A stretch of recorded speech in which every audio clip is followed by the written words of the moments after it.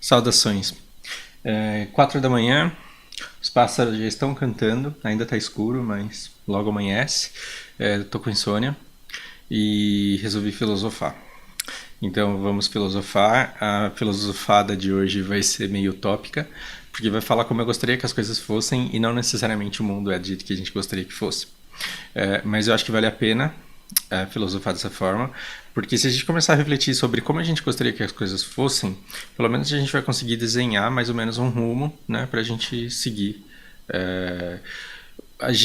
Nós brasileiros somos um povo de muita iniciativa e a gente pode conseguir mudanças muito grandes se a gente souber onde a gente quer chegar. Eu acho que o nosso problema é que a gente não sabe bem onde a gente quer chegar e a gente só quer, mas a ideia que a gente tem do lugar onde a gente quer chegar é muito abstrata, a gente não consegue nada muito concreto. E a gente precisa começar a desenhar muito isso. Entre outras coisas que eu acho que a gente não vai mudar tão cedo, mas que poderia e deveria começar a tentar mudar, é a nossa cultura de ódio ao cagueta. Eu acho que nós deveríamos amar os nossos caguetas, a gente deveria ter carinho por eles, a gente deveria ter gratidão pelos caguetas. Sim, isso pode parecer nojento para você, mas eu quero que você me dê a oportunidade de tentar te convencer do contrário e que você reflita, né, a respeito das coisas que eu vou tentar te dizer aqui. Ser cagueta é uma das coisas mais feias que existem na nossa cultura. E eu não quero nem ficar falando sobre as origens disso, porque eu acho que vocês já devem estar cansados de escutar, né, porque os escravos, eles não podiam... Né? Realmente, o que um escravo ganha denunciando o outro pro fazendeiro? Né, o cara nunca ia ser dono de nada mesmo. Eu não quero enveredar por esse caminho, porque senão a gente vai perder muito tempo. Mas eu quero que você pense em fins práticos, assim, hoje em dia. Quantas pessoas você conhece que tem vergonha de dizer que fazem gato de internet? Ou que fazem gato de TV a cabo? Ou que fazem gato de energia elétrica? Quantas pessoas você conhece que tem vergonha de admitirem que colaram numa prova? Cara, o que mais tem é aluno se gabando. Dizer burro. Eu não sabia porra nenhuma, não estudei nada, mano. Colei, tirei nota, passei. Parabéns, parabéns. As pessoas têm orgulho de, assim, correrem riscos, da mesma maneira que o escravo lá atrás ele era muito valente de correr o risco de tomar chibatada e se escondia, não trabalhava e desviava recursos e consumia recursos. Sobre o risco de ser punido, de ser chibatado, esse cara era admirado, né? E quem é que vai delatar o cara, meu? Quem que vai ganhar alguma coisa delatando o cara? Hoje em dia, resquícios disso sobrevivem. Eu falei que não ia falar, né, disso, eu acabei falando. Resquícios disso sobrevivem, então você não vai delatar um cara que pediu uma nota do restaurante mais alta, mais cara do que aquilo que ele de fato consumiu para pegar troco, né? Percebe? Para, né, para receber um reembolso maior do que aquilo que ele gastou para almoçar. Essas pequenas corrupções a gente acha valente do cara e a gente acha que ele é esperto. E se o chefe dele foi trouxa de acreditar que ele gastou R$ 80 no almoço, que se foda o chefe dele. O cara explora o trabalhador mesmo.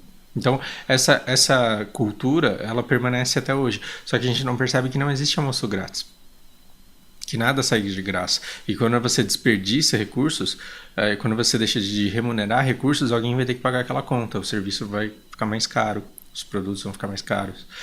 A sociedade como um todo, ela paga por isso. Então, a máxima aqui quando uma sociedade pune o cagueta, quando uma sociedade maltrata, quando ela assassina o cagueta, ela abre mão da oportunidade que ela tem de tomar conta de si. A comunidade, as pessoas, elas abrem mão da oportunidade que elas têm, da capacidade que elas têm de tomarem conta de si. E elas precisam delegar essa segurança, elas precisam delegar essa justiça a outras pessoas. Só que essas outras pessoas serão sempre cegadas pela própria comunidade, pelo silêncio da própria comunidade. Tá conseguindo alcançar? Então, assim, alguém fez alguma coisa errada, ninguém delata, mas todo mundo sabe que tem alguém errado ali. Aí a gente acha que a justiça tem que ser feita por alguém, então a gente paga a justiça, a gente paga segurança, só que a gente não conta nada para ela, e aí a gente impede que ela seja eficiente no exercício da atividade dela. Então a gente vive reclamando da polícia, que a polícia é ineficiente, que a polícia não faz porra nenhuma, que a polícia não descobre nada, mas a gente não alimenta a polícia com a informação que ela precisa para chegar ao resultado, né, decente que ela deveria ter. Eu odeio ficar falando mal do Brasil e falando bem de outros países. Aliás, eu odeio pessoas que fazem isso, porque eu particularmente acho que não faço.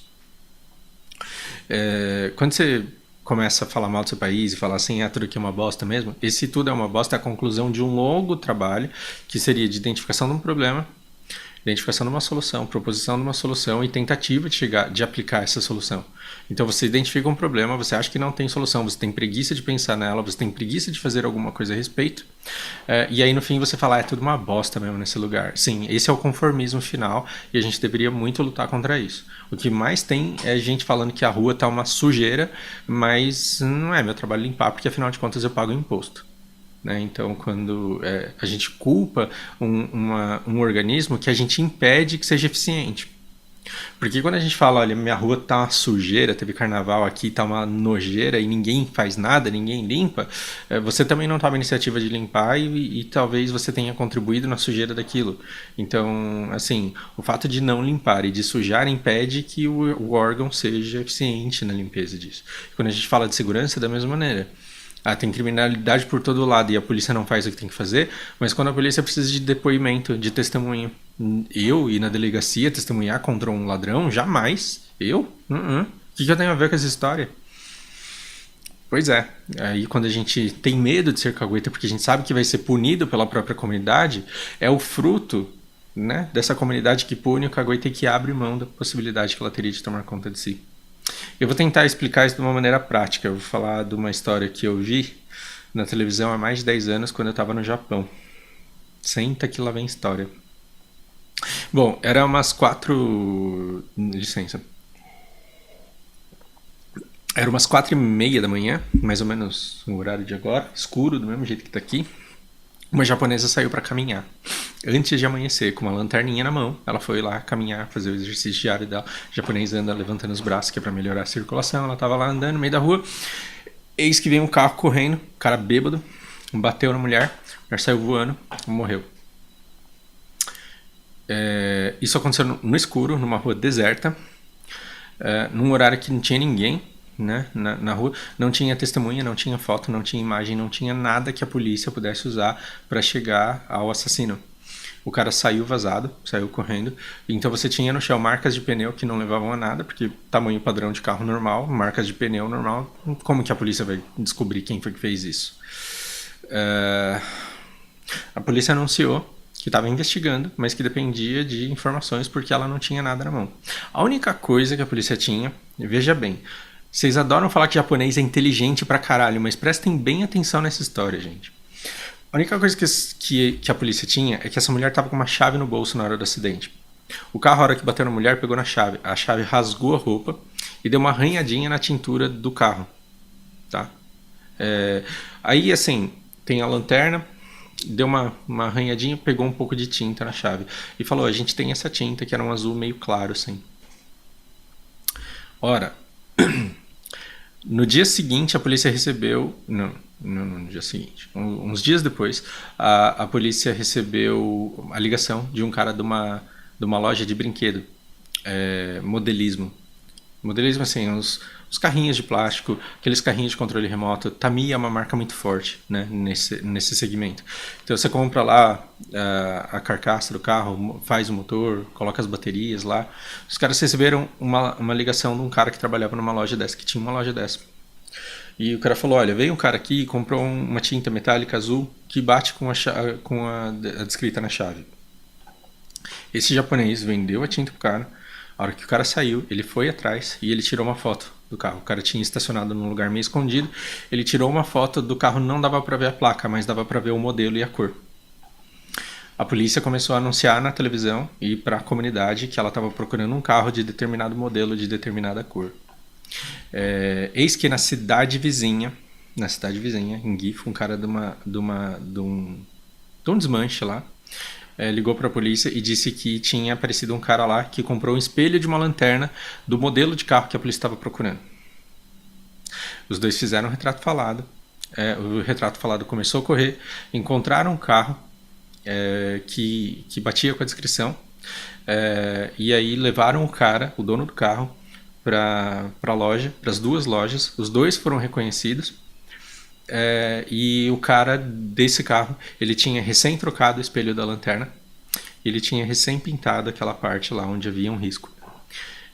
Isso foi suficiente para o cara ser preso, condenado. Ele teve que pagar uma indenização milionária para a família da vítima e foi preso numa sentença que praticamente equivaleria a uma prisão perpétua dada a idade do cara.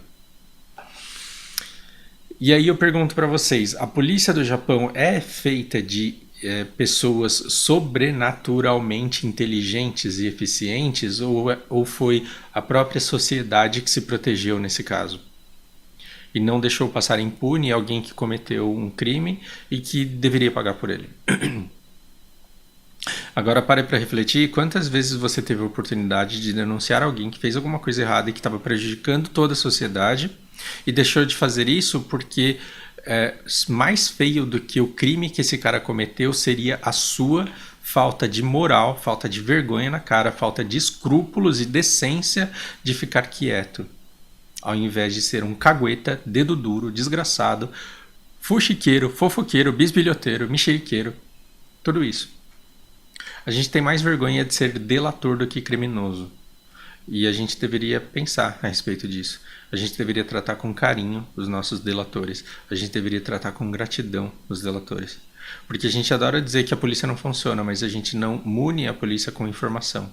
Você pode até delatar em segredo alguma coisa, mas se a polícia te chamar pra depor, no caso do cara, você vai falar: eu nem fodendo aqui que eu tenho a ver com essa porra.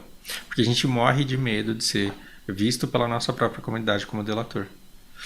Uma coisa que eu quero amarrar é que eu não queria fazer essa amarra porque muita gente vai neutralizar tudo que eu disse até agora só porque ela discorda da minha opinião a respeito de legalização de armas. Tomara que você consiga entender que uma coisa é uma coisa, outra coisa é outra coisa.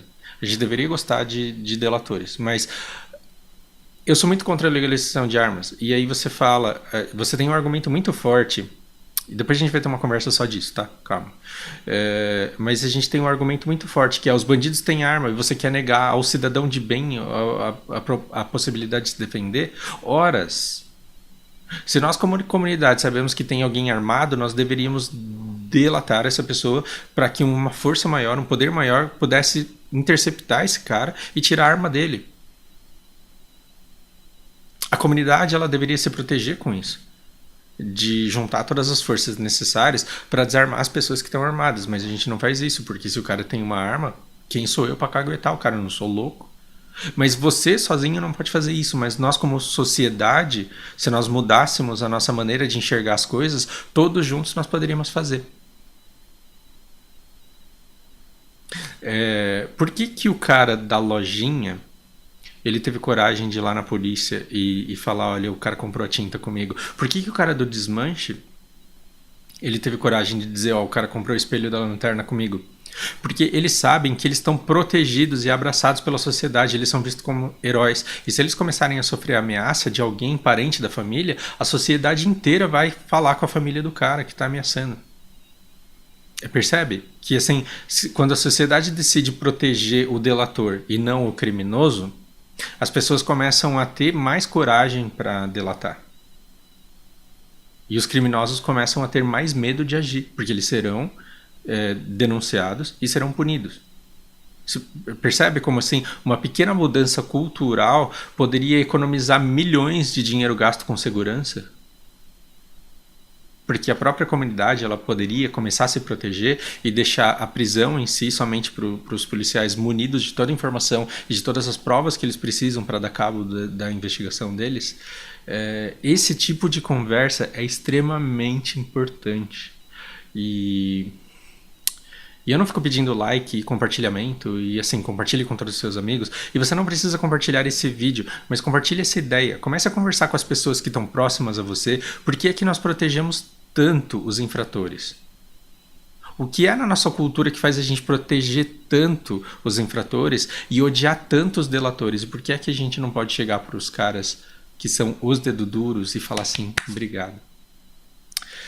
Não existe nada mais filha da puta do que você falar que o seu colega que estuda com você na mesma sala colou numa prova.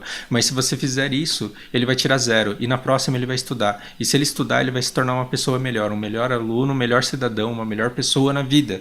Então se você delatar o seu amigo e ele tomar 0 por causa da sua delação, ele vai se tornar uma pessoa melhor porque ele vai estudar. Ele não vai ser mais um imbecil se orgulhando de ter colado e passado.